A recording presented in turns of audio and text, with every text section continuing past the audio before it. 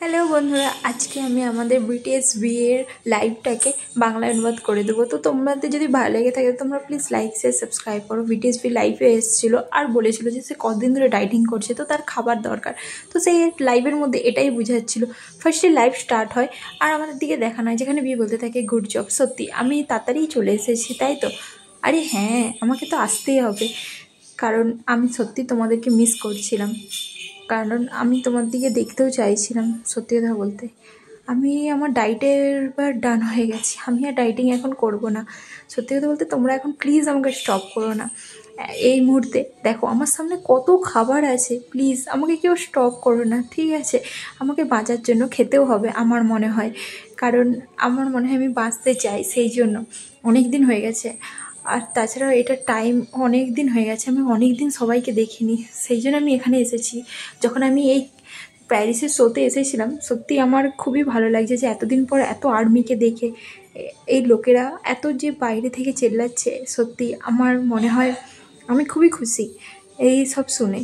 আর সত্যি কথা বলতে আমার একটু অকার্ড তো লাগছিল, বাট আমার একটু মেসআপও লাগছিলো। আমি যে বলতে চাইছিলাম যে তোমরা কেমন আছো, বাট আমার একটু অকার্ড লাগছে। সত্যি কথা বলতে তোমরা জানো আমি কত ওয়েট কমিয়েছি? আমি আমার ওয়েট অনেক কমিয়ে দিয়েছি। এই 4 দিনে আমি 2 কিলো ওয়েট কমিয়ে দিয়েছি। আমার মনে হয় এটা যথেষ্ট, আর আমি আর এরপরে আর কিছু করতে চাই না। অ্যাকচুয়ালি আমি আমার এই প্রিপারেশান পিরিয়ডের মধ্যে আমার মনে হয় আমার একটু খাওয়াও দরকার, কারণ আমি না খেলে আমার মনে হয় না আমি বাঁচতে পারবো বলে। সত্যি কথা বলতে আমাকে বাঁচার জন্য খেতেও হবে, তাই না? আমার এবার হার্ট করছে পেট। তোমরা আমার আউটফিট দেখতে চাও? চলো আমি তোমার দিকে দেখাচ্ছি। বলেছে বাথরুমে যাওয়ার পরে যে আমি দাঁড়াও হবিয়ংয়ের শর্টকাটটা ইউজ করব, ঠিক আছে? আমি আমার এই আউটফিটটা দেখাচ্ছি বলে সে তার আয়নার মধ্যে আউটফিট দেখায় আর বলে গান করতে থাকে কিলিং ইট গার্ল হবিয়ংয়ের গানে। তারপরে বলে অ্যাকচুয়ালি আজকে আমি তোমাদের সঙ্গে কথা বলার জন্য করেছিলাম। তারপরে সে বাইরে আর্মির আওয়াজ শুনতে থাকে আর বলে যে আর্মিরা বাইরে প্রচুর চেল্লাচ্ছে।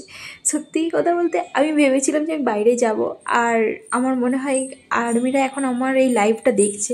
বৃষ্টি কবে হবে, কবে বৃষ্টি হবে?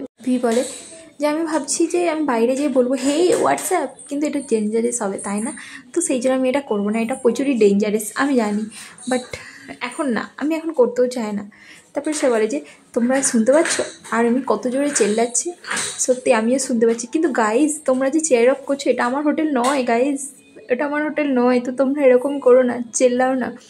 আর আমি বুঝতে পারছি তোমাদের ফিলিংসগুলো, কিন্তু এটা আমার হোটেল না, ঠিক আছে? এবার আমার মনে হয় আমার খাওয়া উচিত, কারণ আমার মনে হয় আমাকে এরপরে পার্টিতেও যেতে হবে। ওহো, পার্টি!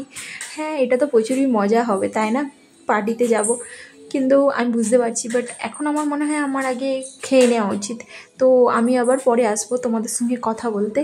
আর যদি তোমাদের আমাকে কিছু বলারও থাকে তো তোমরা আমাকে বলো, আমি লাইভে আসবো আর তোমাদের কথা শুনবো, ঠিক আছে?